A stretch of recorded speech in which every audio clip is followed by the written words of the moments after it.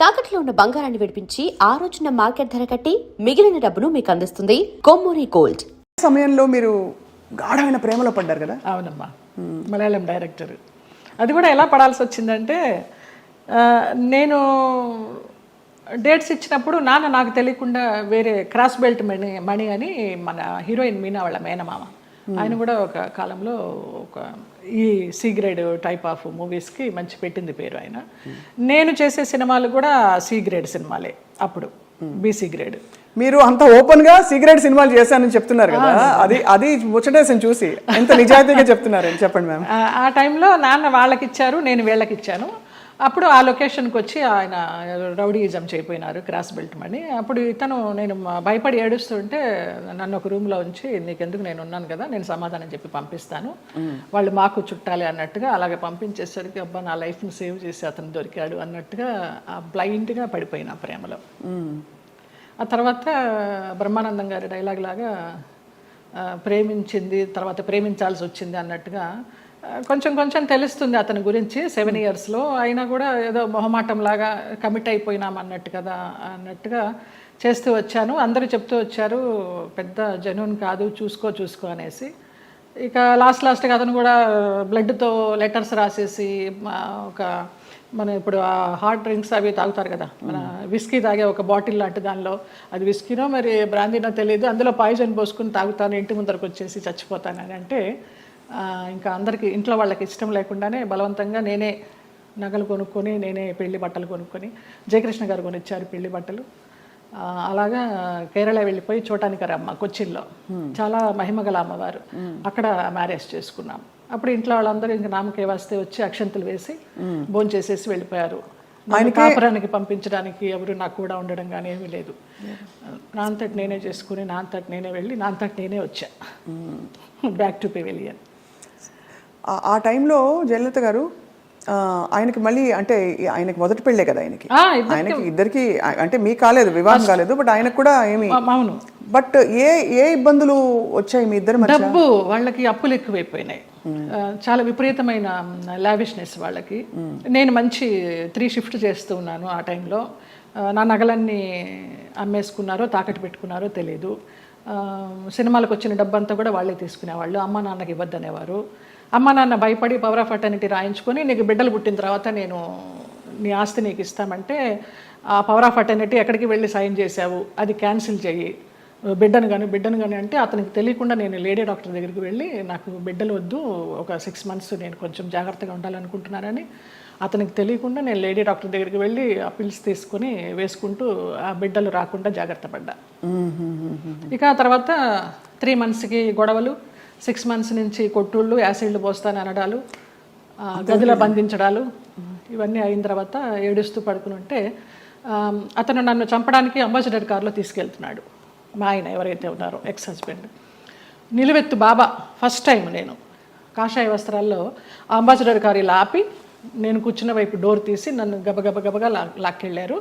ఆ మన్నాడు పరుచూరు గోపాలకృష్ణ గారు, చలపతిరావు గారు, వీళ్ళంతా మన విరుగంపాకం పోలీస్ స్టేషన్కి ఫోన్ చేసి, ఇలాగ మా అమ్మాయి అపాయకరమైన పరిస్థితిలో ఉంది, మీరు వెళ్ళి ఆ అమ్మాయిని బయటికి తీసుకురావాలని చెప్పి అలా ఇంటికి తీసుకొచ్చారు నన్ను.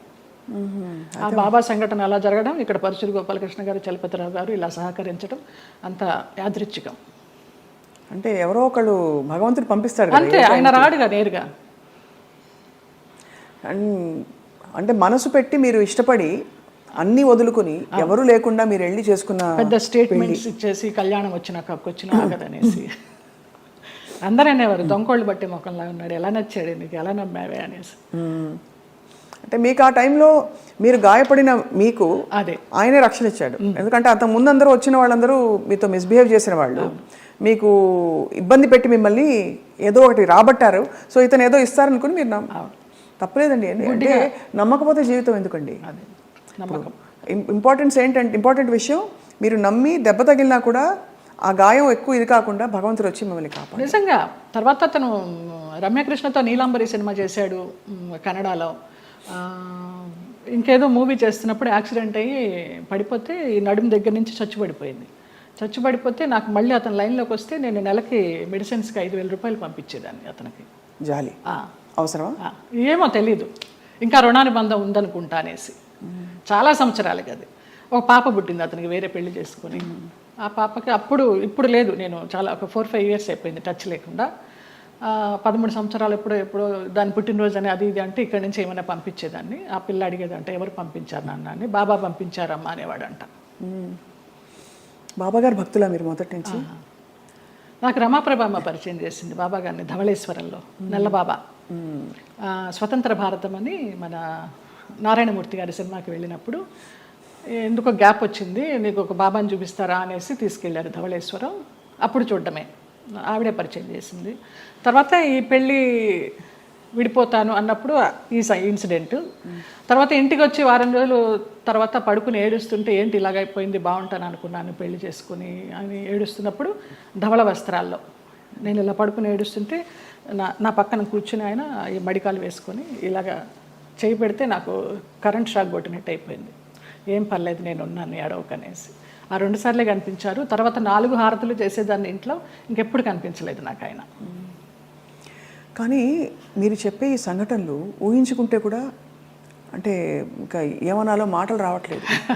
బాబా గారు వచ్చి పక్కన కూర్చుని ఆ అనుభూతి మీకు కలగడం, నేను చాలా ఫీల్ అయినా. మా స్పర్శ ఒక ఏంటో అంటారు కదా 1000 ఓట్ల కరెంట్ షాక్ కొట్టినట్టు అనేసి, అలా ఒక ఆరాలాగా వచ్చేసింది 2 సార్లు. బాబా గారి కోసం ఒక పాట పాడరా? ఒక 2 లైన్లు. ఇక్కడే ఉన్నారు బాబా గారు అనిపించే అంత అద్భుతంగా చెప్పారు మీరు. నువ్వు లేక నాథలం బ్రతుకంతా అయోమయం, నువ్వు లేక నాథలం బ్రతుకంతా అయోమయం, బాబా ఓ బాబా, ఇక నీ పరీక్షకు మేము పలేము, ఇటులి నిరీక్షణ మేము పలేము, నువ్వు లేక నాథలం బ్రతుకంతా అయోమయం, బాబా ఓ బాబా. ఎంత ముద్దుగా బుజ్జి తల్లిగా పాడారు. నాకు అది బ్రహ్మానందం గారు ఇచ్చారు ఆ బాబా. ఓ ఈ బాబా గారు బాబా డివోటివ్ కదా అనేసి వాళ్ళ మేనేజర్ చేత ఇచ్చి పంపించారు. ఆయన అసలు ఒక అద్భుతం, ఆయనే ఒక అద్భుతం బ్రహ్మానందం గారు. తిరిగి వచ్చిన తర్వాత మరి పుట్టింటి వాళ్ళు ఏమన్నారు? ముందే చెప్పాం కదా, సంతోషపడ్డారు, వచ్చేసారని. మా అమ్మాయి మాకు వచ్చేసింది, మా సంపాదన మాకుంది అనేసి. కానీ ఒకటండి, మీరు ఏ మాట కామాట ఓపెన్గా మాట్లాడుకుంటున్నాం కాబట్టి, పుట్టింటి వాళ్ళు కావచ్చు అత్తింటి వాళ్ళు కావచ్చు మిమ్మల్ని ఒక ATM మెషిన్లో చూసారని అనిపిస్తుంది. అంతే. దానికోసం మీరు నలిగిపోయి మీరు లోపల ఇదైపోయి వెళ్ళి, అప్పుడు నలగడాలు కూడా మనకి తెలియదు, అంత జ్ఞానం కూడా లేదు కాబట్టి మీకు సంతోషం. అంటే ఇగ్నోరెన్స్ ఇస్ బ్లిస్ అంటారు ఇంగ్లీష్లో. అదే ఏమో, నేను తెలుగు మీడియం, ఇంగ్లీష్ కూడా పెద్దగా రాదు, బిఏ తెలుగు మీడియం. అంటే సింపుల్గా చెప్పాలంటే ఎవరి పిచ్చి వారికి రక్షణ, ఆనందం కాకపోయినా మీకు తెలియనితనమే మీకు మళ్ళీ కాపాడింది.